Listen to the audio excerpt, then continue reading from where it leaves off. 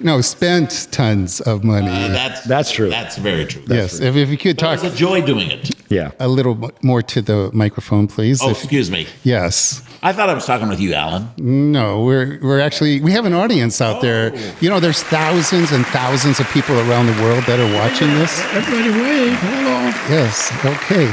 So this is the senior version of the. Hang on to your seats.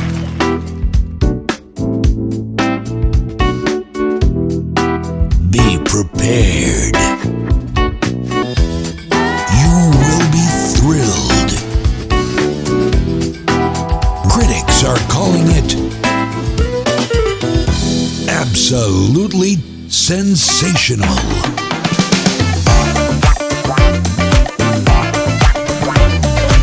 Hi, this is Alan. Thanks for tuning in to our podcast, ourcoffeetime.com. As a special bonus at the end of this episode features my brand new song, She's No Wrench. It's an empowering anthem for women in aviation. Don't miss it. And there's a fun video too. Now, let the podcast begin.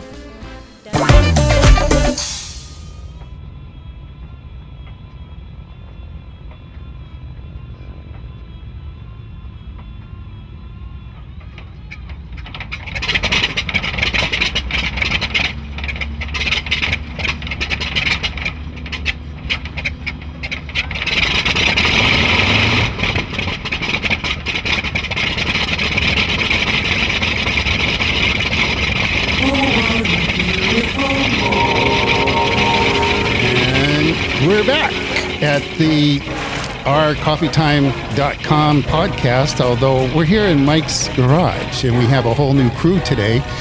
And they claim to be aviators, actually. And so we're going to be talking a little bit about aviation, I think is what the idea was, is when we got together on this. So wherever it goes, it's up to these guys, but they're all aviators. And who wants to start here? Clarification. Yes. Semi-aviator. Semi-aviator. You're a semi-aviator? Almost, but not quite. You only flew trucks, right?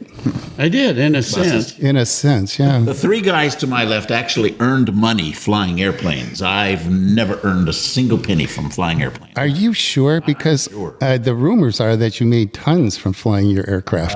Tons of not money. No, spent tons of money. That's true. That's very true. Yes, if you could talk It was a joy doing it. Yeah. a little more to the microphone, please. Oh, excuse me. Yes. I thought I was talking with you, Alan. No, we're actually, we have an audience out there. You know, there's thousands and thousands of people around the world that are watching this. Everybody wave. Hello. Yes. Okay. So this is the senior version of the. You're the youngest, huh? So how about, let's go around. Billy, why don't you tell us a little about yourself and what kind of background did you have in aviation? I have been so fortunate because I was almost born in aviation. My mother went into labor in the airplane. I was born in Twin the Beach. hospital. Twin Beach, you're right. And I was born in the hospital, but sadly that denied me some serious bragging rights, but that's my start. Okay, just when the noise is coming, you can't have your feet on the. So that's where the noise is coming from. I'll edit that out, but go ahead and tell your story again. There, see, now it's nice and clear. So go ahead and. I had no idea. Yeah, so you were the culprit of the noise. Yeah, I've been accused of that many times. So anyway, so you were saying about you were born into aviation. Your father was a pilot, I understand. My dad learned to fly in 1924 in an Alexander Eaglerock, a long-winged Alexander Eaglerock. So we're here today with Brian Richardson, who is the secretary of the Colorado Aviation Historical Society, and Brian's going to be talking with us about the Alexander Eaglerock and Alexander Industries. Go back with me now to those thrilling days of yesteryear with the 1920s. There were no interstate highways. If people wanted to travel between cities, they'd ride the train, and airplanes were unreliable, and into that come the Alexander brothers. Don M. and J. Don Alexander, two brothers, both named Don, and they both went by Don. They had a thriving film industry, and they wanted a better way to distribute their films, so they decided to use airplanes. Where do we go from there? Well, actually, Chuck, the Alexander Film Company had a large sales force distributing throughout all the United States. They needed a better way to transport their film, so they had the brilliant idea of putting a salesman in an airplane. They checked with all of the manufacturers at the time around the country, and nobody believed that they wanted an order of 50 airplanes. So J. Don and his brother Don M. decided, well, if we can't buy airplanes, let's go ahead and build our own. The first airplane they came up with was somewhat dismal in performance, and a young man by the name of Al Mooney, 19 years old at the time, without a lot of formal education, became their lead engineer. And he designed the airplane you see behind us. This is the first production series they had. It was called the Long Wing Eaglerock. It's called Long Wing because it has a longer low wing and a shorter high wing. Interestingly enough, the wings are actually the same exact size. All the wing panels are 18 feet exactly. The difference you see in the bottom wing is because of the fuselage is 2 feet wider at the bottom. They found that the longer wing on the bottom gave them an advantage at high altitude. What that wing does is provide an extra cushion of air when it's close to the ground, which we now call ground effect. The first several airplanes didn't work very well. Tell me a little bit about that if you can. When Alexander decided to get into the flying business for salesmen, they looked around for an airplane that they could purchase and maybe copy. The first airplane they bought was a 1920 Laird Swallow. When it returned with their first pilot, Justin McEnany, who was the head salesman for the company, not a pilot, but he learned to fly for the company. On arrival, J. Don looked at it and said, it's nothing but a bunch of wires and wood. They also purchased 4 Longren biplanes that had been destined for the Navy. They were poor performers as well. That's when Al Mooney came along. Al Mooney realized the problems with the aircraft, apparent design flaws. Number 107 was the first airplane that they actually built. We call it the Al Mooney airplane. This is an example of what Al created. Let's talk about some of the features that he put into this first Al Mooney Eaglerock. Okay, great. Okay, Chuck, well, why don't we start here with the propeller? The Alexander Company never manufactured their own props. They used a host of props, but predominantly it was the American Propeller Company. This is called a scimitar blade. You notice this engine is covered in a metal, whereas the rest of the airplane is fabric. This is hand hammered. The engine is a Curtiss OX5 90 horsepower engine, 8-cylinder, liquid cooled. One of the unique features on this airplane is that the Alexanders included an oil can with each airplane so that you could lubricate the rocker arms. They were externally lubricated, not internally like you find on most engines. This was the first power plant that Alexander used in almost all of their early airplanes, simply because the US government built 17,000 of these for war training purposes during World War I. One of the other unique features to this airplane, they had a radiator. They incorporated a shutter system that was controlled by the pilot in the cockpit with just a simple cable. But as they climbed and got to higher altitudes where the temperatures dropped, or with their flying in extreme conditions, they could close the shutters and keep the water warmer, and it preserved the operating integrity of the engine. Before we move along, I'd like to point out the landing gear system on this airplane. These are part of the early design features of the first 20-25 Alexanders they built. They had a solid axle, it was called a straight axle, and high pressure tires. One of the problems they ran into, as you well know, is in those days there weren't paved runways, not until the mid-30s or so. Al Mooney saw this as a problem. They'd had a couple of reports of airplanes in fields with high grass getting caught and flipping up on their nose because of that axle. So they designed a split axle, as you can see on the museum's other Eaglerock over here. That's right. One of the things that's really important is that this is a very rare airplane, but we have 2 of them here at Wings Over the Rockies Museum. This is the older one, and we're going to go over and see the newer one, and you can see the improvements that they made in just a couple of short years. But as long as we're here, let's finish looking this one over. One of the unique design features I wanted to point out on this wing, it's a rectangular wing, and it was improved with the later models. It uses flying wires and what we call landing wires. This is what gives the tension in the wing to keep it perfectly rigged. And you can see this is pretty taut. Pilot generally flew from the back seat. The forward cockpit accessed by this small door, had a seat wide enough for 2 small people or 1 very large person. So moving back towards the tail, we have the elevator and rudder control cables that were external to the fuselage. You've got a simple handhold. In order to move the airplane on the ground, you just Armstrong this thing, pick it up and move it around. And one of the things that airplanes in the 20s had with the sod fields and so forth is a skid rather than a tail wheel that would serve as a brake when you're trying to land in a shorter field. It's exactly it. If you notice, there are no brakes on the front wheels. This would dig in and bring you to a stop pretty quickly. The tail section itself, the horizontal and vertical stabilizers are steel tube with fabric covered over, just as it is with the fuselage, and then stringers of wood and metal inside the elevators and the rudder. One unique feature you'll notice about this is the elephant ear rudder. In the early days, it was thought that every square inch of surface you could get for a control surface would improve handling capabilities. As we'll see with the later model airplane, Al Mooney redesigned it to do away with that and made it much more streamlined and much more attractive. So Alexander Aircraft got cranked up and they're making lots of airplanes and business is good, and then tragedy struck. A devastating fire wiped out their entire factory in Inglewood and killed 11 workers. Following that fire, they moved to a 260-acre plot in Colorado Springs with its own airport, and business picked up and production resumed. So we were talking over at the older Eaglerock about the kind of progress that was made in just 2 short years. They didn't have model years. They would make incremental changes to the airplanes on the production line as they thought of them. And my mother learned to fly. She was the first female to learn to fly in the state of Wyoming in the 30s. And I came along 83 years ago. Whoa. And my dad had a flying business. He had, during World War II, he had 3 CPT schools training over 10,000 pilots for the military in Cheyenne, Laramie, and Fort Morgan, Colorado, which at Fort Morgan is interesting because that was a pre-glider training program. And they would take L2 Taylorcrafts and Piper L4 Cubs.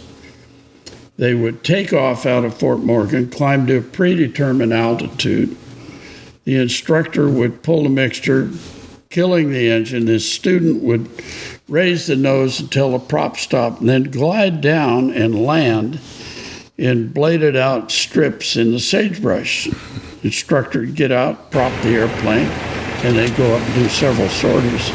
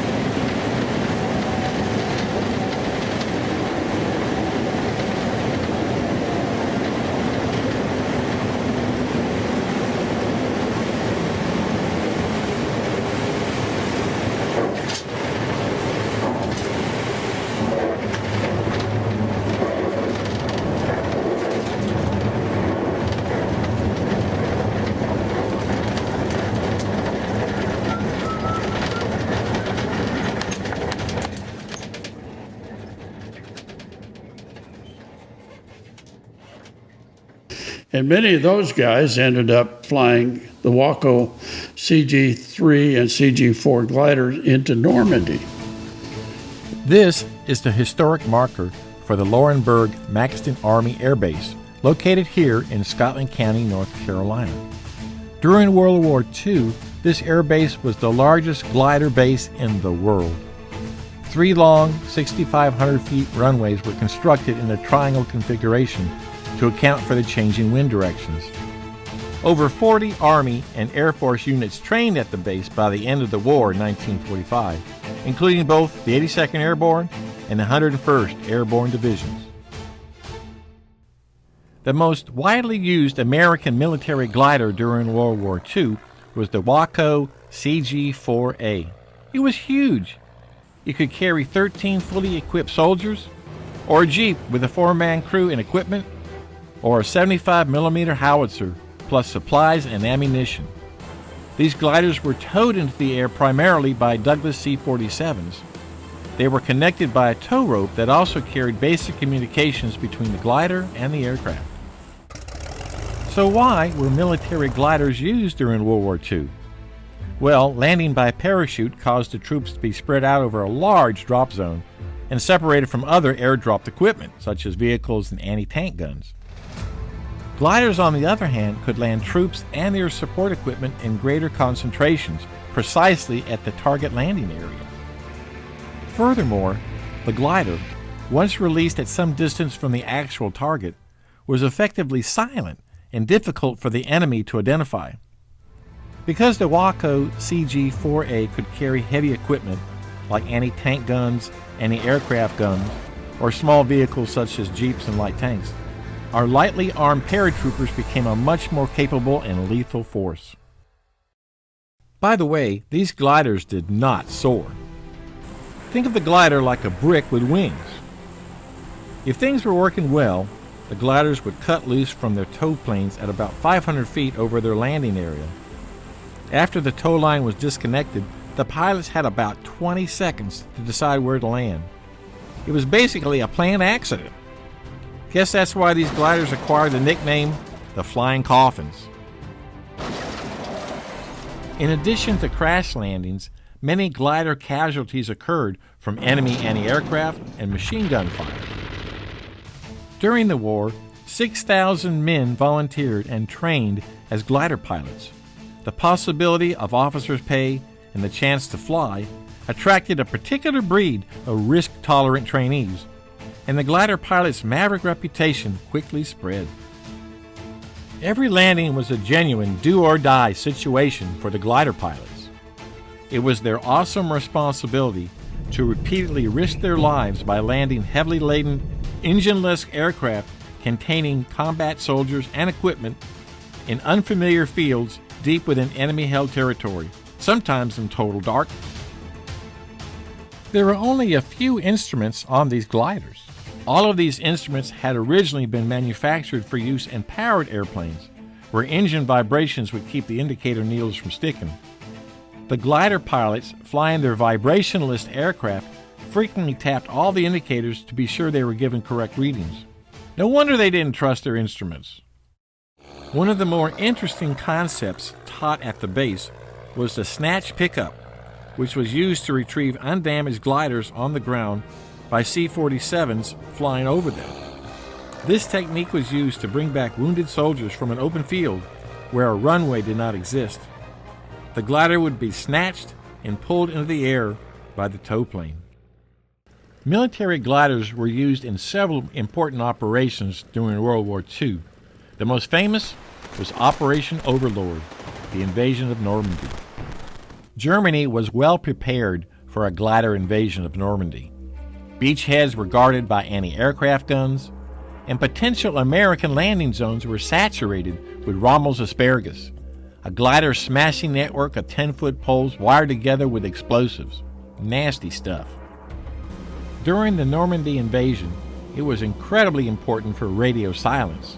So, to decrease the likelihood of friendly fire, it was decided to apply a special marking to each glider and transport plane.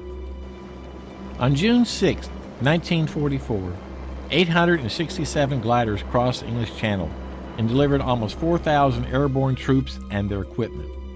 Because the gliders were forced to land in small fields, sometimes less than 400 feet in length, many of them crashed on landing, but few of the occupants were injured, and only a minimal amount of cargo was damaged. One of the first light tanks that emerged from these gliders silenced a German gun post within 2 minutes after landing. That gun post had been causing heavy casualties among our ground troops. Gliders 1 and Nazi 0. Overall, the Normandy glider missions were a complete success.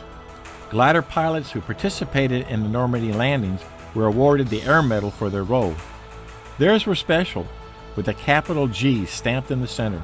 Technically, it stood for glider, but they were quick to tell anyone who asked that it really stood for guts. So it was quite a program. And what year was that approximately? That was in the early in the World War II era, 42, 43. Well, that's going back a bit, huh? And how old were you at that time? Well, in 42, I would have been about a year. I wasn't doing a lot of flying yet. Yeah. Yeah, but you were flying with your dad, right? He was taking you up. Oh, yeah, I got flying all kinds of stuff. Stagger wings, Twin Beach. It sounds a little like our friend Ed that used to put his kids in the back of the Beach 18 and then do some zero gravity maneuvers to let them float around the back. I heard about him doing that, and I felt robbed because my dad never did anything.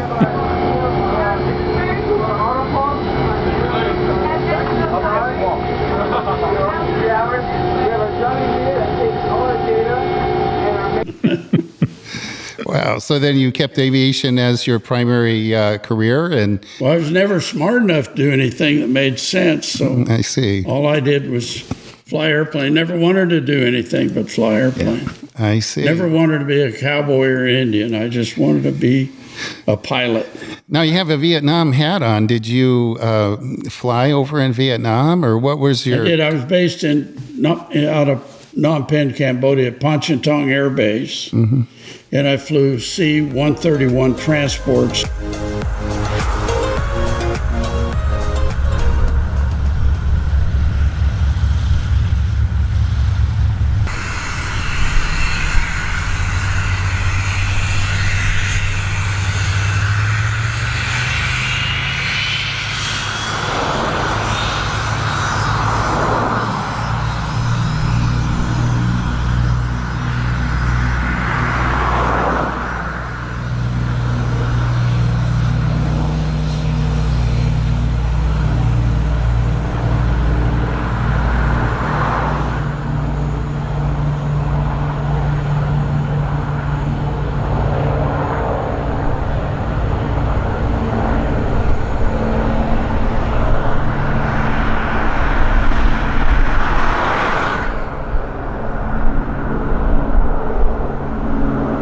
Is AT-28 attack airplanes.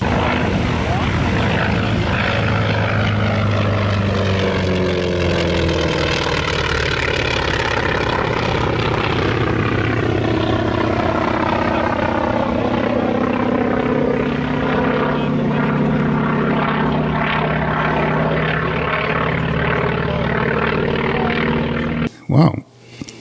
And I was flying for Air America, actually. Yes, I was just going to say, I heard that you flew for America. I did. Air America was a secret airline operated by the Central Intelligence Agency, which kept its involvement hidden for years before selling off its stake in 1978. The pilots, who were seen as easily disavowed assets, carried out covert missions across Southeast Asia. These missions included search and rescue operations, special forces deployments, weapons smuggling, and even illicit trades. Eventually, the fleet of planes was either sold, destroyed, or returned, as the CIA moved to distance itself from the airline. Understanding the story of Air America is difficult because there's very little public information available. The organization's history is unclear, operating in a murky area of international law and ethics. The origins of Air America actually lie in China. During World War II, the U.S. supported General Chiang Kai-shek's nationalist forces. Major General Claire Lee Chennault was tasked with strengthening China's air power, using surplus planes and volunteer pilots. This early effort was a precursor to the secretive missions that would later become synonymous with Air America. On October 25, 1946, an organization was established under the name Civil Air Transport. The organization acquired 5 C-47 Skytrains from the United States and launched a route connecting Shanghai with Canton. To fund its operations, CAT began offering commercial flights on the return leg from aid deliveries. By 1947, the company operated 5 C-47s with a workforce of over 150 employees. After the communists took over mainland China in 1949, CAT moved to Taiwan, but business quickly dried up, leading to near bankruptcy. With no destinations to fly to and fewer aircraft, CAT faced severe financial troubles just as the CIA saw a need for covert air operations in Southeast Asia. In 1950, the CIA approached Chennault and Willauer to buy the struggling airline. Chennault agreed, and the CIA invested $500,000 to take over the company.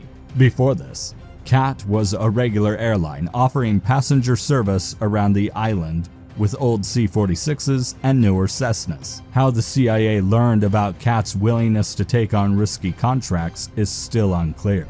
In June 1950, Frank Wisner from the CIA told the Department of State, Defense, and the Joint Chiefs of Staff about a plan to buy the airline. The CIA director approved the purchase that same month, and by July, the agency directly informed Willauer of their decision. The start of the Korean War gave the U.S. government more urgency to acquire the airline and utilize its resources effectively. The CIA had a crucial need for the skills of CAT pilots, who were battle-hardened from their experience in the Chinese Civil War. During the Korean War, these pilots carried out numerous missions over mainland China, delivering CIA agents and equipment into dangerous areas. To maintain the illusion of being a civilian airline, CAT made every effort to continue its routine flights. In 1959, CAT rebranded itself as Air America to evade scrutiny from Japanese tax authorities who are investigating the company's background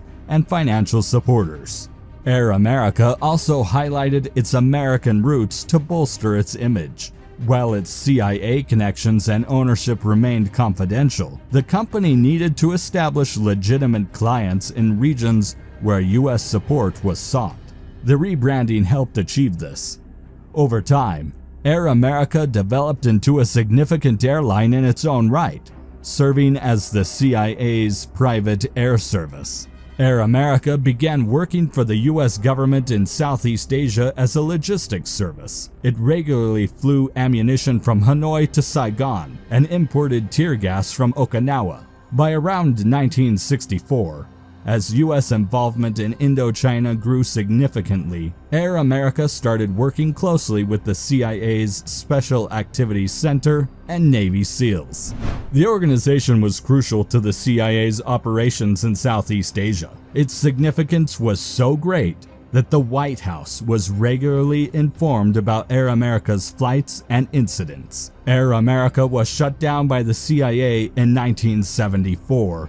As the Vietnam War ended, operations stopped and the remaining useful assets were sold. There were attempts to keep operations going in Thailand, but these efforts mostly faded by 1975. In a way, Air America's ending was fitting.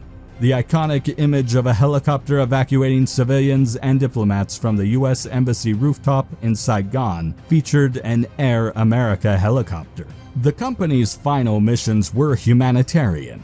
This evacuation marked one of the last flights for the renowned yet controversial airline. I see. 70. And then you came out and you were flying for Frontier and... Well, I flew for Frontier from 1967, took a leave of absence in 71, 72, went to Southeast Asia. Whoa. To participate in the war games. And then after I came back, went back with Frontier off leave of absence, and flew till the end of Frontier, which was 1986. And what airplanes were there that you were flying then? Well, I started in the DC-3 at Frontier, flew the DC-3, the Convair 580, and the most fun was the Twin Otter. Flew that a little over 4 years. And then a 737, the MD-80. Frontier had other airplanes, but those are the ones that I flew. I see. They let you be co-typed in that too. You flew the two airplanes at the same time, did you? Oh, yeah. Yeah, that was kind of neat too. Yeah. Yeah. But we didn't get a chance to do that. No, they Where they let me one. They said you're not touching another. They were protective. Well, it was an interesting time, and I'd turn the clock back in a minute. It was a glorious time. Frontier was the safest airline in the worldwide history of civil aviation. Now, as far as I know, you didn't stay with Frontier for your whole career, right? You switched around. The Frontier was merged in with Continental in 1986, and I didn't particularly care to go with Continental because at that time it was being run by Frank Lorenzo. Continental Airlines is currently seeking court approval of its plan for reorganization under Chapter 11 of the bankruptcy laws. That plan is being contested by unions representing Continental employees. But while that dispute continues, Continental is expanding its operations while offering cut-rate fares on its routes. To discuss how those changes will influence the airline's future, Continental Chairman and President Frank Lorenzo went on the record at the company's headquarters in Houston. He spoke with traveling correspondent Rodney Ward. Mr. Lorenzo, you've indicated that Continental will try to be the country's largest full-service, low-cost airline. Well, sir, what happens to Continental when your competitors in the airline industry begin to match your fares on competing routes? Well, they have already, and we expect them to. They have matched our fares on probably now our lowest fares on perhaps 50% of our flights, and some of our higher fares on upwards of 75-80% of our routes. That's just the name of the business, and that's why, with the companion of the very fine product that Continental provides today and is well regarded for, we're going to be a very strong airline contender. Mr. Lorenzo, have you cleared all the obstacles now in terms of Continental operating on a long-term basis? Oh, certainly not. We have some very formidable challenges. As you know, the ALPA Pilots Union is still striking Continental and has not come to agreement with us on a benefit package. They have an announced plan to try to bring down Continental Airlines, and at the present time they are in the Congress of the United States trying to pass a law and an amendment of a law that's coming through the Congress that would have the effect of liquidating Continental Airlines. So we certainly still have a lot of work cut out for us. We have to work in the marketing area. We have a number of other areas we have to be very sensitive to. Can Continental survive as a low-cost airline? Continental will survive as a low-cost company, and naturally costs over time will go up as they do in any business, but we're starting from just a very, very different base. Before we filed and before we ran into the financial problems that we had in September, where we were backed into the wall and had to declare bankruptcy, the company's labor costs were maybe 36%, 37% of our total costs. Today, that number is about 20%, which is roughly what it is for new entrant airlines. So today, we are competitive, and of course, costs will tend to go up somewhat, but they'll not change the basic nature of Continental today as a vibrant, competitive company. What is Frank Lorenzo's philosophy at Continental? Our philosophy is to provide a transition for a beautiful company that ran into deregulation and ran into difficulties from deregulation. Our philosophy is to utilize this transition in bringing back now a very strong and a vibrant company to provide a very, very different environment for employees, for management, for ownership to operate within the company, providing much more of a oneness for all of those approaches rather than the distinctly different camps that they were before. Some people might ask, is Frank Lorenzo a man to be trusted? Well, I have often said, and I would have to repeat, that it's been deregulation and the changes that are required make it very easy to confuse the messenger with the message. Some of the people who are out there on the picket line have had that confusion constantly. The fact that Frank Lorenzo and a few other people around this company were prepared to talk pretty straight about the problems and also were prepared to put forward some pretty straightforward solutions that had long-term promise and not try to sugarcoat the problems and make them sort of sound good, is respected by a lot of the people that are working today. And unfortunately, for some of the people not working, we're in the category of mistrust. I think time's going to show that not to be the case. Thank you, Mr. Lorenzo.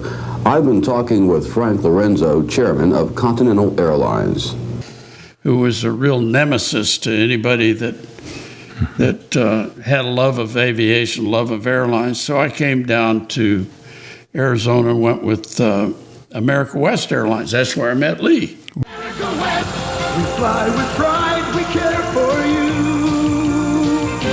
America West, we fly on wings so bright and new. Las Vegas, Reno. One call to America West Vacations gets you a choice of a first-rate hotel and any America West flight, all at a low package price. Call us or your travel agent. America West, what we serve is you. Wow.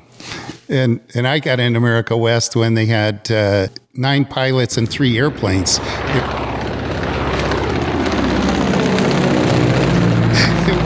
It was the little pigs, you know, it was the 100 series. Yeah, the 3 737 100s. Yes. 708, Yeah, one of them came from Frontier. Yes. 737. 708, 709. Yeah, and yeah, so... Terrible when you remember serial numbers. Yeah. I started out really young, and I was an A&P doing stuff on airplanes. And then I was flying, and I would show up to check people out in a Metroliner or whatever, and the guys would be from another commuter or something, and they would have, I don't know, 10,000 more hours than me showing up, and here's this 23-year-old kid that looks like he's about 17, you know, at 9 o'clock at night or whatever to go fly takeoffs and landings in a Metroliner in the middle of the night.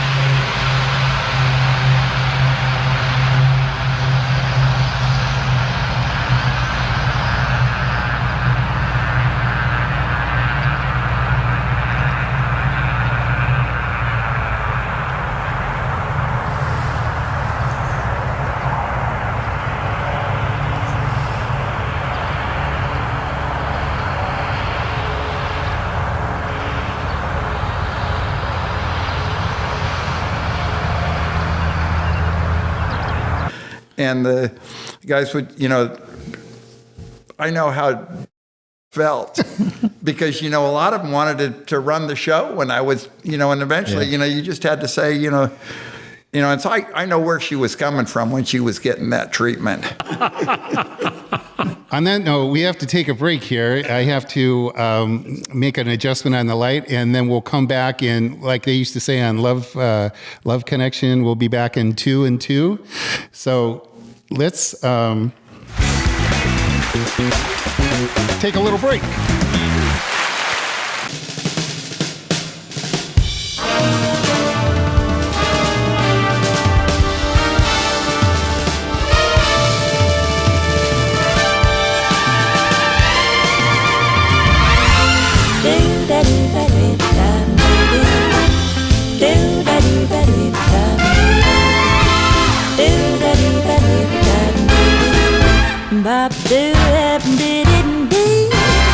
Sunrise on the runway. There's not a cloud in the sky as I make my way to the hangar and start on my work for the day. They say it's a man's world, but I never pay them no mind, 'cause now is my time. Grab my tools from the shed and watch them take flight. I'm more than pretty. She's no red.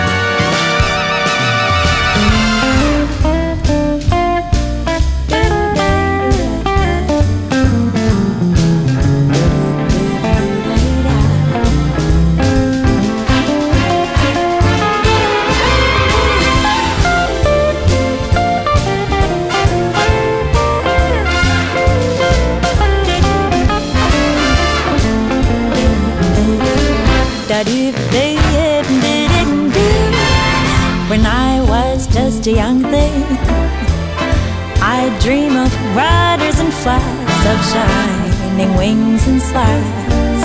So I strapped on my work boots and never looked back.